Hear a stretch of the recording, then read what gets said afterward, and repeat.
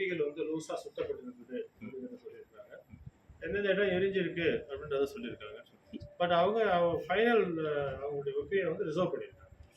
Injury எது இருக்கா sir? Preliminary injury எது இருக்கா? ப்ரிலிமினரில பேசிக்கா தெரியுமா சார்? அப்படி எதுவும் மென்ஷன் பண்ணல. இறந்த உடல தான் எரியப்பட்டிருக்கு அந்த மாதிரி இருக்கா சார்? இல்ல அந்த மாதிரி எதுவும் மென்ஷன் பண்ணல. அது இன்னைக்கு மீடியாவில் சொல்லியிருக்கீங்க இறந்த உடலை அப்படிலாம் வந்து கிடையாது. அப்புறம் இன்ஜுரி எதுவும் கிடையாது. மோட்டிவ்ஸ் வந்து அவைலபிள் மோட்டிவ்ஸ் வந்து அவர் கொடுத்துருக்க சில விஷயங்கள்ல சில எக்ஸாஜரேஷன் இருக்கு. என்ன நிலைமையில அந்த லெட்டர் எழுதியிருக்காருன்றது நமக்கு தெரியல. ஸோ அந்த ஆஸ்பெக்ட்ல அவர் கொடுத்துருக்க அவர் எழுதியிருக்காருன்றதுனால இருக்கிறது எல்லாம் உண்மையா இருக்க வேண்டிய அவசியம். அவர் லெட்டர் தானே அது சார்? அதுவும் வந்து மேலோட்டமா நம்ம விசாரிக்கும் போது அவங்க சொந்தக்காரங்களாம் அவர் கையெழுத்துன்னு சொல்றாங்க. பட் சயின்டிஃபிக்கா அதுக்கு பதில் சொல்லணும்னாக்க ஹேண்ட் ரைட்டிங் எக்ஸ்பர்ட் வந்து தான் சொல்ல முடியும். அது கொடுத்துருக்கா சார்? அது கொடுத்துருக்கா என்னென்ன ரிப்போர்ட்? இப்போ டிஎன்ஏ ஆல்ரெடி சொல்லியிருந்தாங்க. டிஎன்ஏ கொடுத்துருக்கோம், ஹேண்ட் ரைட்டிங் ரிப்போர்ட் கொடுத்துருக்கோம், ஓகே, ஹிஸ்டோபேத்தாலஜிக்கல் ரிப்போர்ட் போயிருக்கு, ஓகே. அடுத்து அது மாதிரி வந்து வேற ஃபோரன்சிக்ல வந்து நிறைய கொடுத்துருக்கோம். சில விஷயம் விசாரிச்சுட்டு இருக்கோம், நிறைய கொடுத்துருக்கோம். சரி, எப்போ எதிர்பார்க்கலாம் சார்? ஏதாவது எடுத்துருக்கோமா சார்? அந்த ஒரு டார்ச் லைட் எரிஞ்சிட்டு கடைசியா ஒரு டார்ச் லைட் வாங்கியிருக்காரு. அந்த டார்ச் லைட் வந்து அவர் இறந்த இடத்துல வந்து சார் கிட்டத்தட்ட ஒரு சின்ன சந்தேகம் சார். என்னன்னா 4ஆம் தேதி அவர் உடல் எடுக்கப்பட்டிருக்கு. தொடர்ந்து அந்த பகுதியில் காவல்துறை இருக்காங்க, கைரேகை நிபுணர்கள் மற்றும் தலைவர் 8 நாளைக்கு பிறகு சார் இந்த டார்ச் லைட் கிடைச்சிருக்கு. அந்த இடம் வந்து ஒரு பள்ளமா இருக்குது. இல்ல நான் பார்த்தேன் சார், சின்ன குளம் தான். நீங்க கவுண்டர் பண்ணி பதில் சொல்ல முடியாது. சரி ஓகே, நீங்க கேக்குறீங்க பள்ளமா இருக்கு. பள்ளமா இருக்கும்போது ஒரு லேயர் பை லேயரா எடுத்து எல்லாரும் ஜெனரலா விசாரிக்கிற மாதிரி, எல்லாரும் ஜெனரலா செக் பண்ற மாதிரி ஃபோரன்சிக் சயின்ஸ் டிபார்ட்மெண்ட்லயோ போலீஸும் செக் பண்ண மாட்டாங்க. ஒரு இடத்த வந்து நீங்க கோமிங் பண்றீங்க அப்படின்னாக்கா அதை முதல்ல சின்னதா பார்ட்டா பிரிச்சு தான் பண்ணுவாங்க. இந்த லேயரா எடுக்கும்போது ஒரு லேயர்ல கிடைச்சிருக்கு. அதனால அது மேலோட்டமா அது வந்து அப்ப என்னன்னா அந்த அது ஒரு பள்ளம், ஆக்சுவலா பள்ளமான இடம். உள்ள அந்த சிரட்டைகள்லாம் போட்டு எரிச்சிருக்காங்க. அது உள்ள அந்த டார்ச் லைட் விழுந்திருக்கு. விழுந்து எடுக்கும்போது ஒரு லேயர்ல அந்த டார்ச் லைட் வந்து நாங்க டார்ச் லைட் தான் தேடிட்டு இருக்கோம்.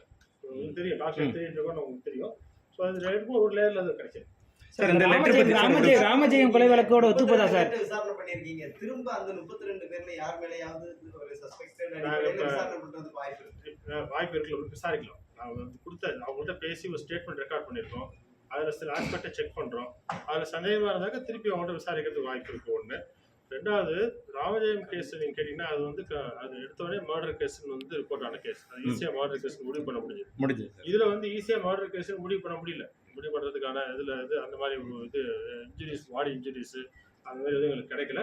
மேபி ஃபைனல் போஸ்ட்மார்ட்டம் ரிப்போர்ட் வரும்போது நமக்கு ஒரு விஷயம் தெளிவாக தெரியறதுக்கு வாய்ப்பு இருக்கு.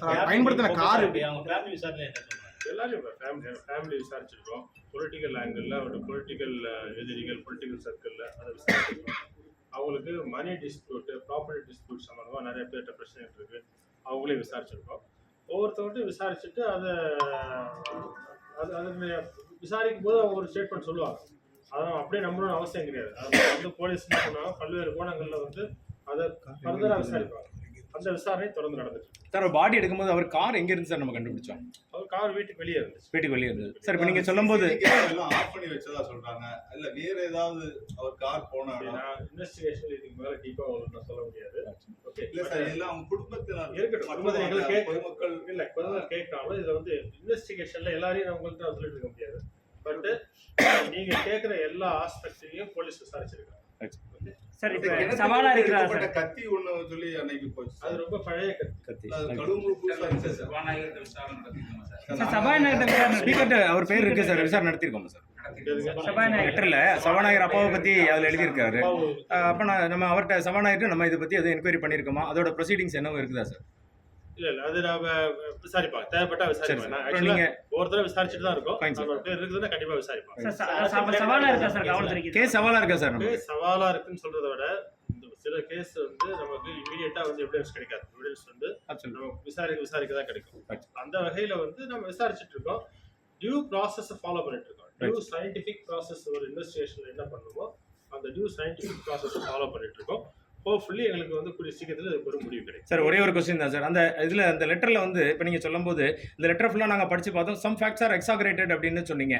ஓகே, அது அந்த மாதிரியான முடிவுக்கு நீங்கள் எப்படி வரீங்க? அவர் எழுதியிருக்கவங்கள்ட்ட நீங்கள் விசாரிச்ச அடிப்படையில் வரீங்களா? எப்படி சார்? கண்டிப்பாக அப்படி தான் வர முடியும். அப்சல்யூட்லி. அவர் ஏற்கனவே எழுதுன கடிதம் கூட அவங்க ஒப்பிட்டு பார்த்தீங்களா சார்? இதே மாதிரி கையெழுத்து ஒத்து போனதா நீங்கள் அதான் ஏற்கனவே சொல்லிட்டேன், இன்வெஸ்டிகேஷனில் எல்லா விஷயத்தையும் உங்களுக்கு நான் சொல்ல முடியாது. கேஸ் வந்து நீங்கள் ஒரு காமன் மேன் யோசிக்கிறத விட ஒரு இன்வெஸ்டிகேட்டிங் ஆஃபீஸர் போலீஸில், ஏன்னா இதே மாதிரி அங்கே இருக்க எல்லா என்னுடைய இன்வெஸ்டிகேட்டிங் ஆஃபீஸர்ஸ்லாம் ஹண்ட்ரட்ஸ் ஆஃப் கேசஸ் வந்து இதே மாதிரி கேஸ் இன்வெஸ்டிகேட் பண்ணுவாங்க. ஸோ நீங்கள் சாதாரணமாக சேர்க்குற கேள்வியெல்லாம் வந்து நீங்கள் அவங்க வந்து கண்டிப்பாக அந்த ஆஸ்பெக்ட் விசாரிச்சிருப்பாங்க. நாங்கள் இது நான் சொல்லிட்டேன் ஏற்கனவே, இதில் வந்து senior officers, IPS officers monitor பண்ணிட்டு இருக்காங்க. இது வரைக்கும் எந்த மர்டர் கேஸுக்காவது 10 டீம் போட்டு இன்வெஸ்டிகேஷன் பார்த்துருக்கீங்களா நீங்கள்? இதில் 10 டீம் டிஎஸ்பி ரேங்க் ஆஃபீஸர்ஸ் போட்டு விசாரிச்சுட்டு இருக்கோம். அப்படின்னு போது எந்த ஒரு சின்ன ஆஸ்பெக்டையும் இதை வந்து நாங்கள் மிஸ் பண்ணுறதுக்கு தயாராக இல்லை.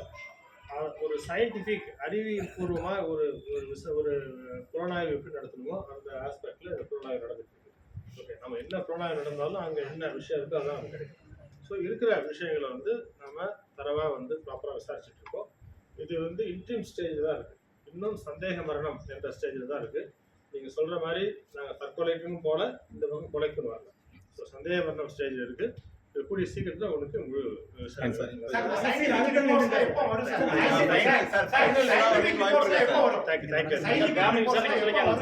சயின்டிஃபிக் ரிப்போர்ட்ஸ் வந்து ஒவ்வொரு ரிப்போர்ட்ஸுக்கும் வந்து ஒரு டைம் இருக்கும்.